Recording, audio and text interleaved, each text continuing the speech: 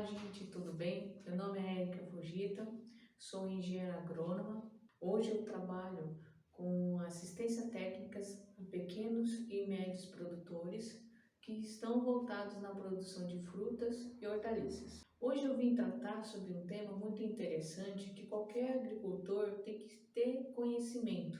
Por exemplo, no caso, nós temos que fazer inúmeros investimentos dentro da lavoura para que a minha lavoura possa corresponder com produtividade, tá?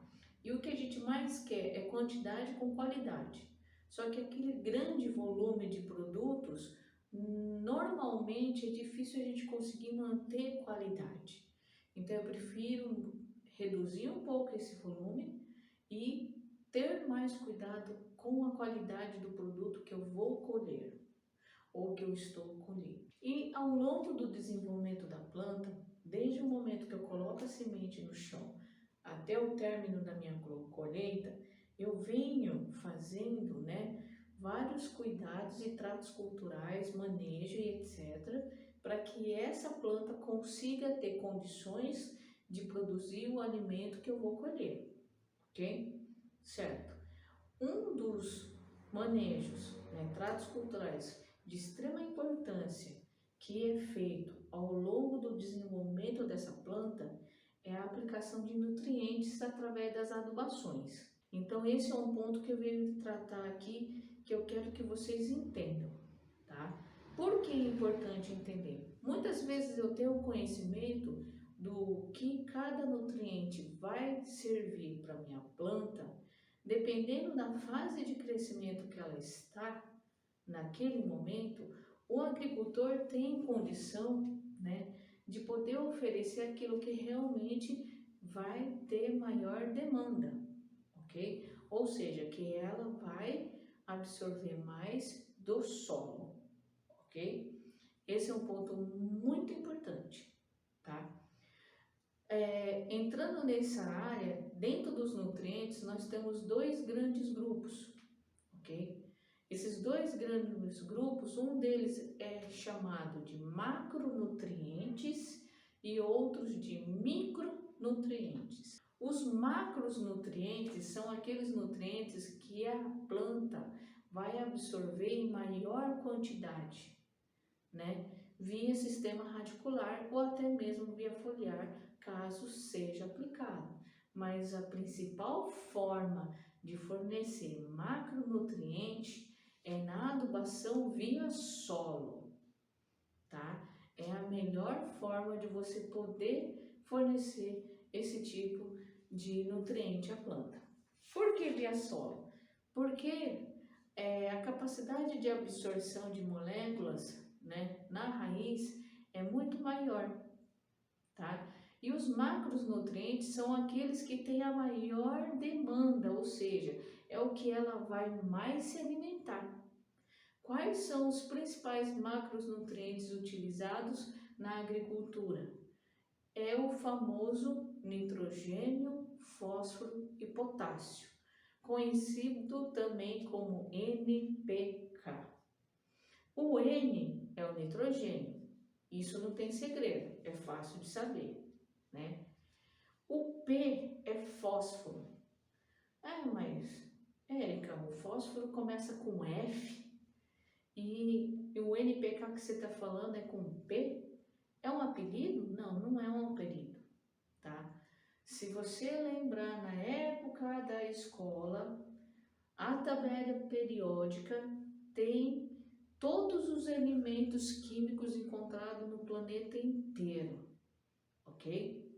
E essa tabela, na escola, a gente vê as classificações dela, que não vou entrar em mérito nesse momento agora, E a sigla, ou no caso, a abreviação do fósforo pela tabela periódica, que é como se fosse uma linguagem mundial dos elementos químicos, é o P.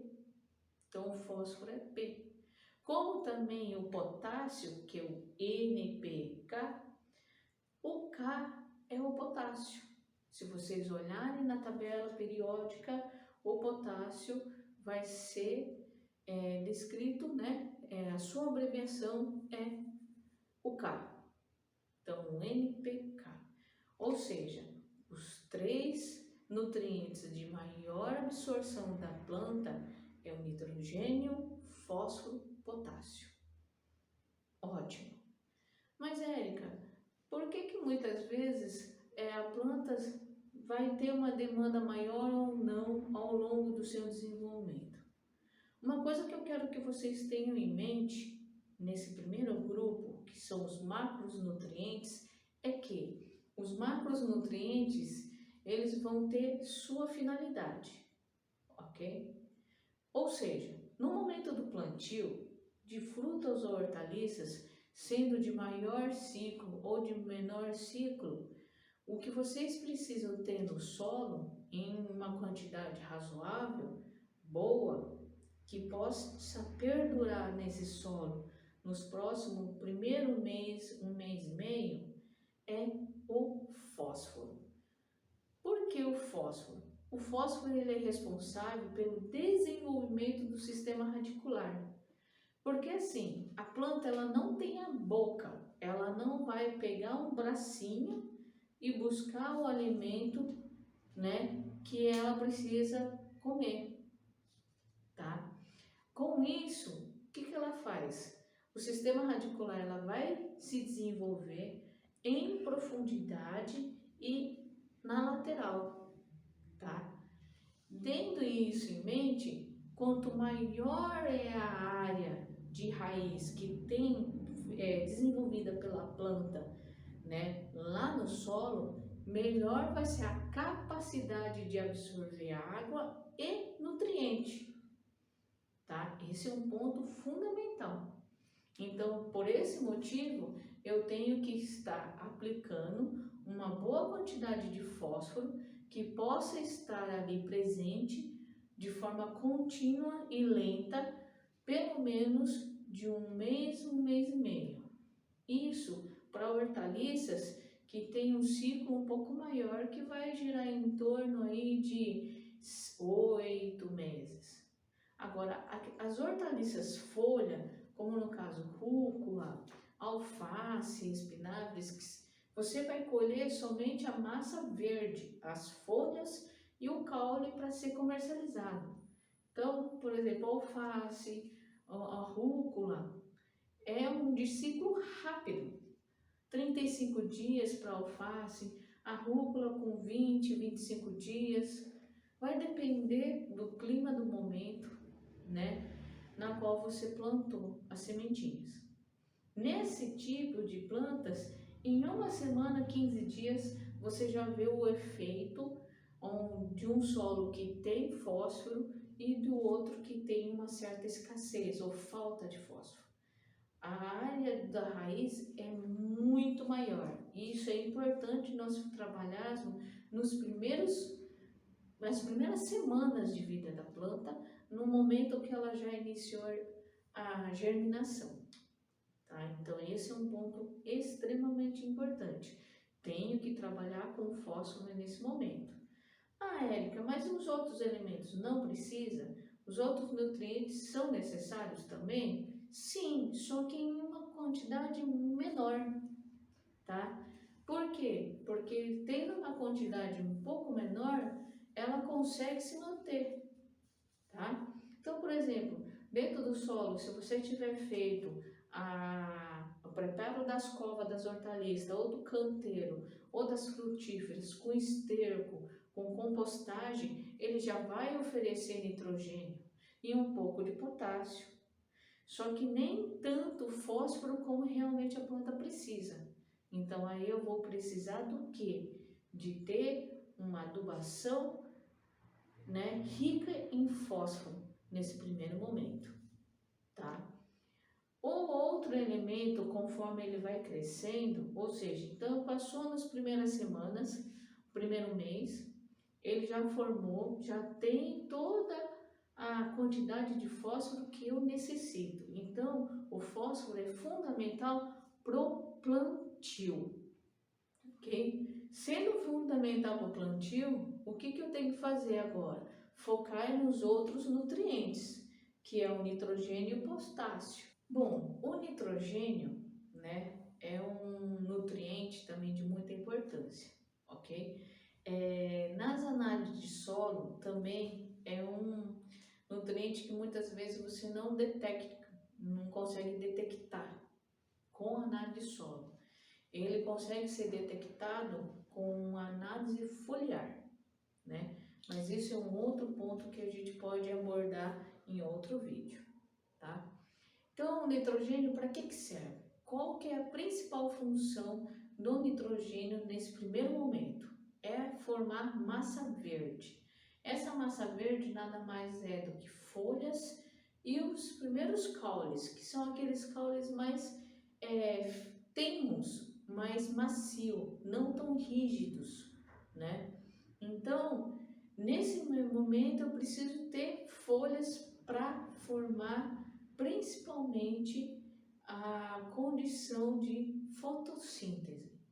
Lembrando que os nutrientes que é oferecido nas adubações, tanto via solo quanto via foliar e etc., eles são nutrientes que vai auxiliar no desenvolvimento da planta. Porém, o principal alimento que ela necessita é aquela que é fabricada, sintetizada quando existe a ação do raio solar nas folhas, que é chamado como fotossíntese, tá?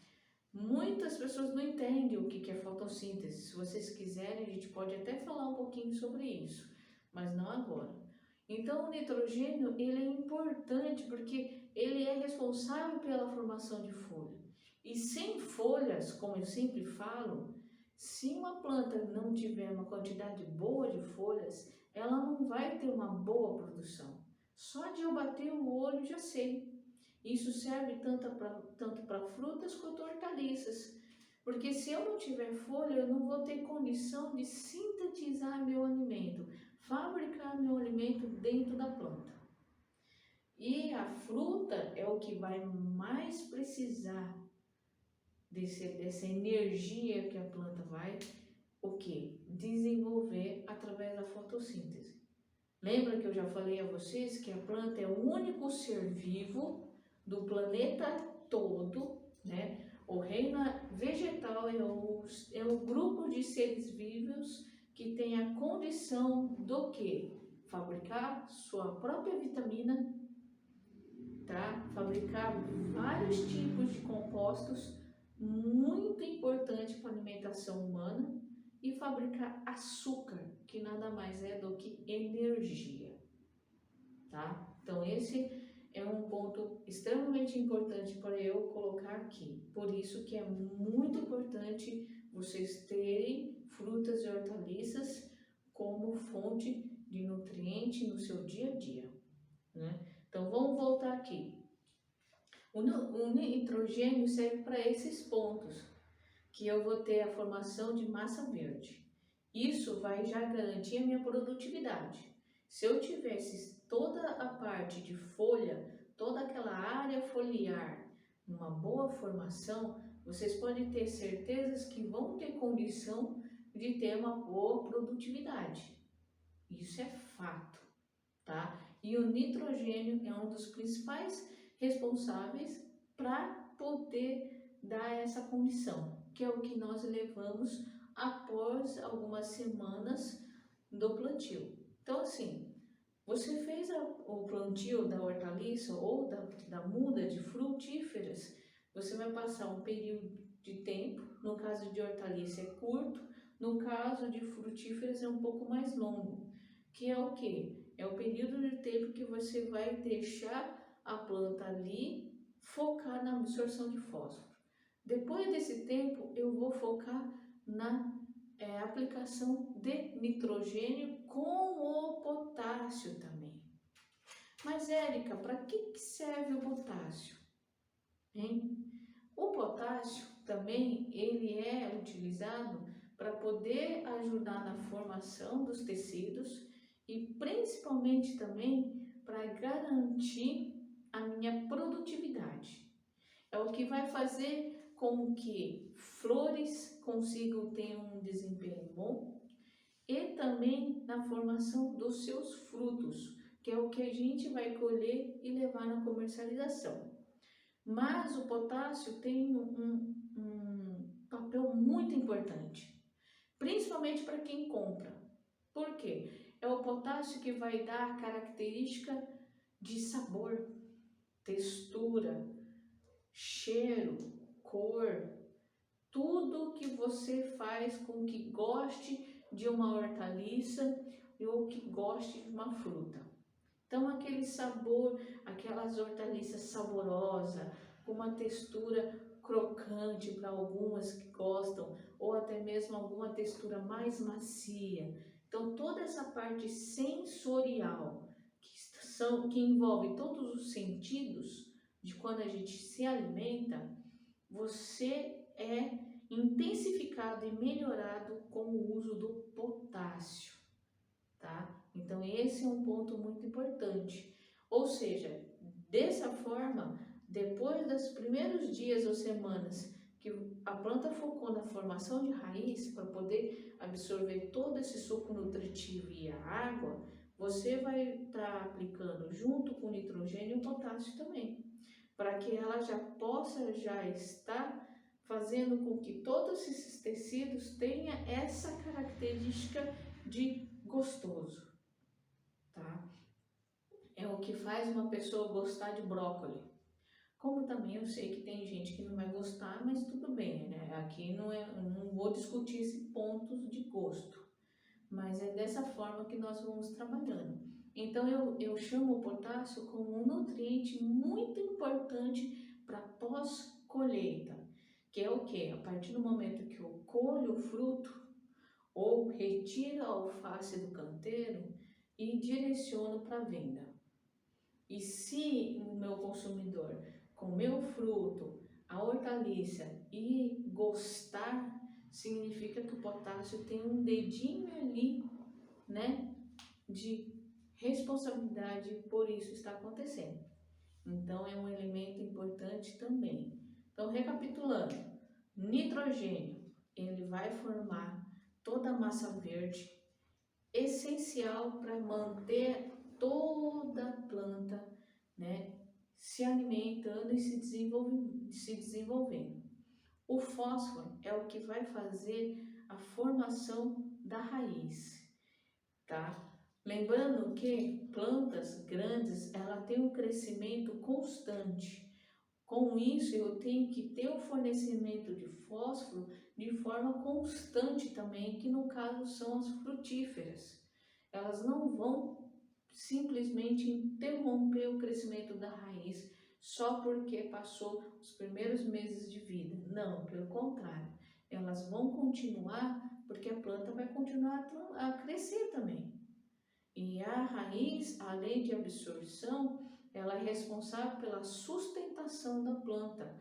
É o que faz com que uma árvore fique de pé sem que ela tombe, porque ela vai se esparramar a raiz na terra e vai evitar com que uma planta caia, porque a raiz está muito superficial, né? Então isso é um ponto importante também, tá? E no caso do potássio, é o que vai ajudar a definir o que? Sabor. É o que vai fazer com que vocês consigam diferenciar um pepino de um melão, do melão de uma melancia. Lembrando que esses três que acabei de mencionar para vocês faz parte de uma única família, tá? Então, como são parentes, como que são tão diferenciados? Então, essa característica que cada uma tem, o potássio ele vai melhorar e vai fazer com que fique melhor para a nossa degustação, nosso consumo, ok?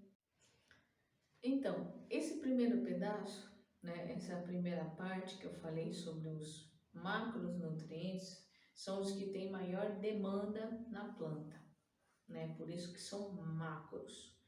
A segunda parte são os micronutrientes. É o que tem menor demanda, ou seja, pouca quantidade dele já ajuda de forma gigantesca a planta. é como se fosse a vitamina para a gente, tá? Esses nutrientes são encontrados facilmente no solo, sem muitas vezes ser aplicado. Mas também tem nutrientes que você tem uma menor quantidade de necessidade e outras têm mais, né? Dentro dos micronutrientes tem alguns que começou a ter uma contínua atividade na pesquisa que fez com que a gente descobrisse que ele tem um valor gigantesco dentro do desenvolvimento da planta quando nós aplicamos eles via solo ou via foliar, como por exemplo o selênio, né? O selênio é um nutriente também presente nos solos. Alguns lugares não tem esse nutriente, tá? Mas isso não impede com que a planta tenha um desenvolvimento, faça uma produtividade de um competitivo, né? E tenha sua característica no que vai ser colhido. Mas tem nutrientes que são cada vez mais pesquisados que demonstram que quanto mais a gente conhece, mais essencial ele acaba sendo, mesmo que não se ouve muito falar deles. Então, se eu não falar deles, não significa que estou desmerecendo esses micronutrientes. Mas eu também tenho que pontuar alguns que têm o maior uso e demanda, tá bom? Como micronutrientes sendo aplicados em pequenas quantidades. Um deles que são muito importantes, que eu vejo que tem uma característica excelente, sendo aplicado via solo ou via foliar, é o boro. O boro ele é muito importante para quê? Para a fertilidade da flor.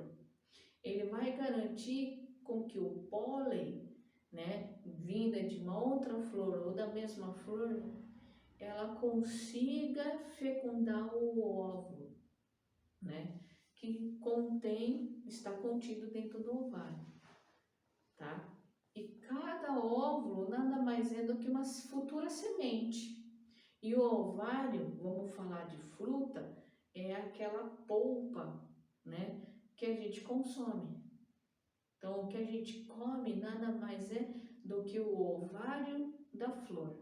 E a sementinha que vem dentro das frutas nada mais é do que o óvulo. Só que ao contrário do que acontece nos mamíferos, né? Essa sementinha, ela é formada dentro da barriga da mãe e através do parto ela vem ao mundo já pronta para terminar o seu desenvolvimento, né? No caso da semente, é a mesma coisa, só que ela vai ficar contida dentro do fruto, até ela cair na planta, começar a apodrecer. E por que a polpa, né? Que nada mais é do que o ovário do fruto que a gente consome, mesmo sendo uma berinjela, uma melancia, uma manga, né? Um jiló, um quiabo, a gente come o ovário, tá? Só que existe também aqueles frutos de hortaliça que a gente come antes do seu amadurecimento, que no caso é a abobrinha, né? A abobrinha menina, a abobrinha italiana, a berinjela, né? O jiló, o quiabo e assim vai. São vários tipos de exemplos que nós podemos ficar aqui falando horas e horas. Nós comemos esses produtos de ovário imaturo, ele não amadureceu, ou seja, a semente não está pronta para multiplicar, tá? Esse é um ponto fundamental. E o boro é responsável pela essa fecundação, ela garante a fecundação, tá? Dessa sementinha que é o óvulo, ok? Levando em consideração outro elemento muito importante nesse período é o cálcio. O cálcio para as frutas é fundamental, principalmente para manter a firmeza da sua casca e de toda a sua estrutura junto com a polpa, ok? Ah, mas por que isso? Porque o que acontece? Por exemplo, durante o seu desenvolvimento, até ela ficar madura e a sua semente pronta, né? Ou seja, ela já está pronta para desenvolver um outro indivíduo, que no caso seria uma árvore, ou uma hortaliça, ou um pé de alface, ela tem que ter a sua proteção, para que nenhum inseto, nenhum animal danifique, né? Ou até mesmo doenças. Por exemplo, a falta de cálcio, vocês já devem ter observado que tem alguns frutos que ele racha do nada. Ou até mesmo aqueles que têm uma facilidade muito grande de qualquer impacto realmente ele estourar. Caiu no chão, puf, já era. Claro que todas as hortaliças e frutas ou até as frutíferas vão ter essa característica. Nenhuma é de ferro. Você tacar no chão e não acontecer nada, né? Com a exceção do coco, né? Com a exceção do coco, que é uma outra característica de casca. Mas levando em consideração as demais, essa casca tem que ter uma quantidade boa de cálcio para que todo o que está sendo formado dentro dela, no seu crescimento, ela continue sendo protegida pela casca, que impede a entrada de doença, que as pragas, no caso os insetos, possam danificar o ovário, né? E até mesmo os animais, até que ela seja o quê? Desenvolvida o suficiente ao ponto da semente estar madura, pronta para formar uma outra planta, né? Isso tudo serve para dar a característica de quê? Firmeza, textura e etc. Então, o cálcio é o que vai fazer isso no fruto, nos frutos e também até mesmo em algumas folhas. Então, esses são elementos importantíssimos. Aí temos o zinco e o manganês. Esses dois elementos também são importantes na planta, que vai auxiliar todo esse processo metabólico e também até mesmo no crescimento dos frutos, no crescimento dos tecidos, porque todas as células são divididas para crescer. Então, se eu cresço, né, desde criança até agora, no momento da fecundação, né, eu tenho uma constante divisão celular. E para um tecido crescer, eu tenho que ter essas divisões. Então, tem esses micronutrientes que eu falei a vocês, que vão ajudar a esse crescimento, esse ganho de massa. Não só verde, como massa também de frutos, né? Então, se eu tenho um tecido que começa um botãozinho floral pequenininho, até chegar um fruto grande, então eu tenho que ter além de eu tenho que diferenciar flor, né, de fruto e ovário, né, para polpa, eu tenho que ter a divisão de célula para que isso possa acontecer. Então, tudo que eu falei para vocês nesse momento, se vocês prestarem muita atenção, vocês vão perceber que o que vocês levam para a planta é de extrema necessidade para ela poder se desenvolver bem. Lembrando que a sua principal alimentação, mesmo sendo pela fotossíntese, que é a formação de açúcares, né? Nós chamamos isso de uma forma de nós falar que é a formação de energia, tá? É feita através da radiação solar. Esses outros nutrientes que nós vamos dar ao longo do desenvolvimento vai ser para quê? Para poder cumprir esse papel com o auxílio desses nutrientes dentro de toda a máquina metabólica e fisiológica da planta e de qualquer outro ser vivo, tá? Então, isso tem que ser muito bem pensado no momento de planejar uma adubação, por exemplo. O que eu preciso levar para a planta? Qual é a necessidade?